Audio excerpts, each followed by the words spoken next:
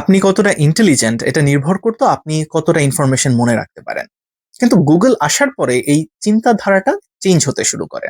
আপনি ইনফরমেশন এখন আর মনে রাখবেন কি রাখবেন না এটা অপশনাল হয়ে যেতে শুরু করে। আপনি এমন জিনিস কষ্ট করে কেন মনে রাখবেন যেটা জাস্ট একটা গুগল সার্চ করে আপনি বের করে ফেলতে পারবেন? এই টোটাল ফেনোমেননটাকে বলা হয় গুগল ইফেক্ট। অর্থাৎ কষ্ট করে আমরা কোনো কিছু মনে রাখার চেষ্টা করি না যেটা কিনা আমি গুগলে সার্চ করলেই পেয়ে যাচ্ছি। এটা ক্ষতিকর ছিল না, এটা আপনাকে কোনো সমস্যার মধ্যে ফেলতো না, because Google is always there. আপনি যে কোনো সময় সার্চ করে কোনো একটা ইনফরমেশন পেয়ে যাচ্ছেন। কিন্তু 2026 এ এসে আমরা এখন একটা নেক্সট ফেজে চলে গেছি।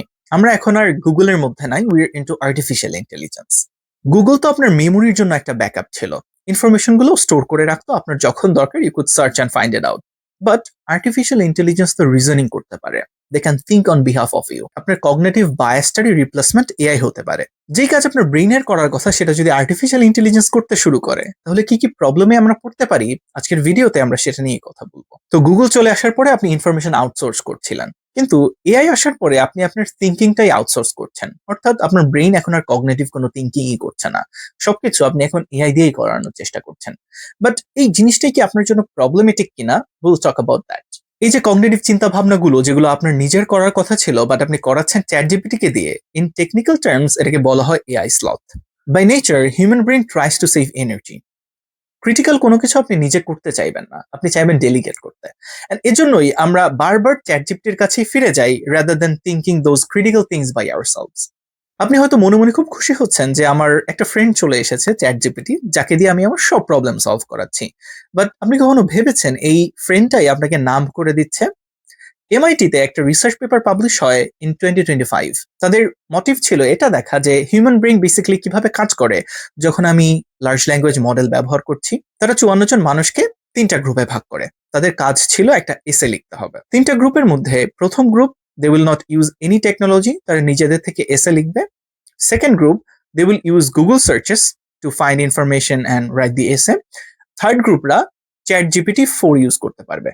রিসার্চটা কন্ডাক্ট করার সময় ওই 54 জন মানুষকে একটা ইজি হেডসেট পরিয়ে দেওয়া হয়েছিল, যেটা কিনা 32টা সেন্সর দিয়ে দেখার চেষ্টা করবে আপনি যখন এই এসেটা লিখছেন আপনার নিউরন কানেক্টিভিটি গুলো কিভাবে কাজ করে। সো রিসার্চ পেপারটার ফাইন্ডিংস এ দেখা যায় যারা চ্যাট জিপিটি ব্যবহার করছিল তারা তাদের নিউরাল কানেক্টিভিটি ব্যবহারই করছিল না। এর থেকে ভয়ঙ্কর ব্যাপার যেটা, যারা এই আর্টিফিশিয়াল ইন্টেলিজেন্স ব্যবহার করে এসেটা লিখেছিল, 80% of them could not remember তারা অ্যাকচুয়ালি কি লিখেছে। তো এখানে যেটা হচ্ছিল সেটা বোঝার জন্য আমাদেরকে দেখতে হবে হাউ আওয়ার ব্রেইন ওয়ার্কস, বা আমরা কোনো কিছু কিভাবে শিখি। আপনি যখন নতুন কোনো কিছু শেখার চেষ্টা করছেন আপনার ব্রেইন তখন কিছু ফ্রিকশন পায় এবং নিউরাল নেটওয়ার্কস গুলো অ্যাক্টিভ করে।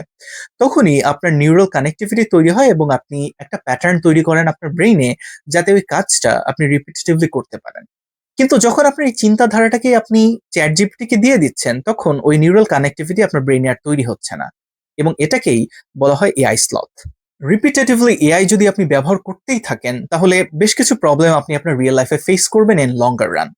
আজকে এর মধ্যে আমরা 3টা নিয়ে কথা বলবো। প্রথম যে সমস্যাটা আপনি ফেস করবেন দ্যাট ইজ কগনিটিভ অ্যাট্রফি। এটা কিভাবে কাজ করে? মনে করেন আপনি একটা অ্যাসাইনমেন্ট করছেন যেটা আপনার প্রফেসর আপনাকে দিয়েছেন।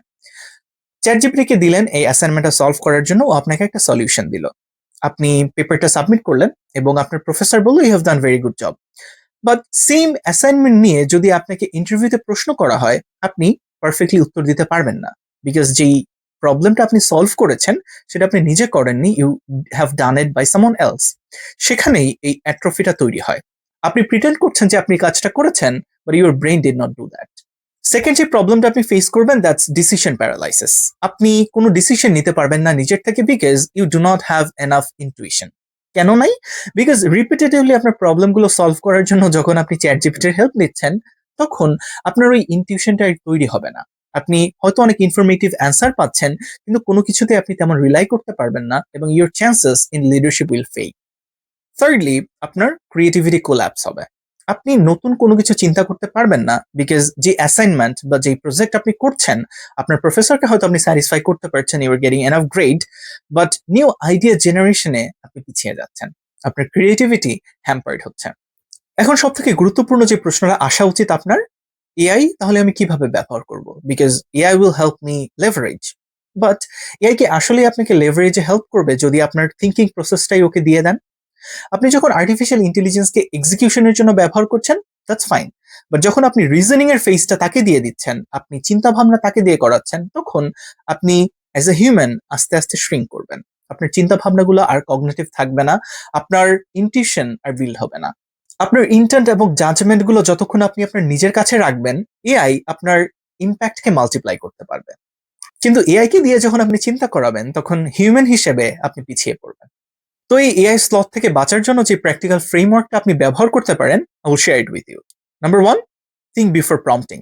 আপনি চেষ্টা করেন একটা আউটলাইন নিজে দাঁড় করানোর কোনো একটা সলিউশনের, দেন এআই কে দিয়ে বলেন you verify me. Number 2, use AI as a challenger. আপনি এআই কে বলবেন আপনার আইডিয়াকে চ্যালেঞ্জ করার জন্য। আপনার কোথায় ল্যাকিংস আছে, কোথায় আপনার ইমপ্রুভমেন্ট দরকার, এটা আপনি তখনই আর্টিফিশিয়াল ইন্টেলিজেন্স দিয়ে পাবেন যখন you will use it as a guide. And number 3, delay AI usage. আপনার যখনই এআই ইউজ করতে ইচ্ছা হবে, ট্রাই টু ব্রেইনস্টর্ম ইয়োরসেলফ। নিজে চেষ্টা করেন কোনো একটা সলিউশন বের করার, যাতে আপনার আর্টিফিশিয়াল ইন্টেলিজেন্সের উপর ডিপেন্ড করতে না হয়।